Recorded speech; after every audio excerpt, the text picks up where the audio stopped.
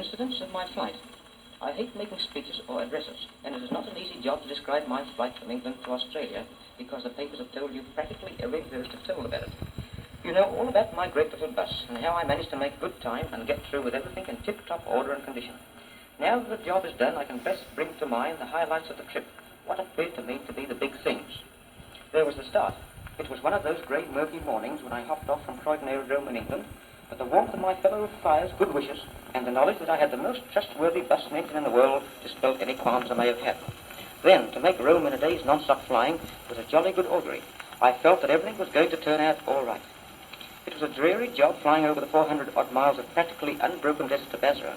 It was anything but comfortable when I struck the big jungle fires on the way to Rangoon, and I don't mind admitting that the storms I ran into over the Malay Peninsula and the Dutch East Indies were not the best companions in the air. These were the bad times, but they were in the minority. All things considered, the going was mighty good.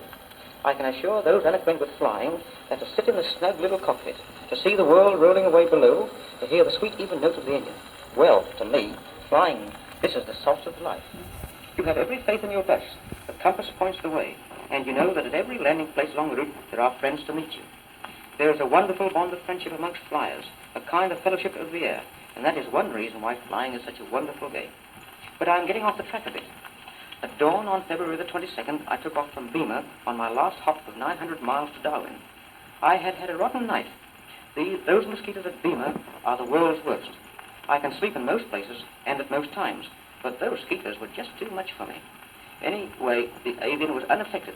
The cirrus ran perfectly the whole way, and the job was a most enjoyable success. Of course, I was pleased. It was good to be able to do something for one's country. I tried, I succeeded.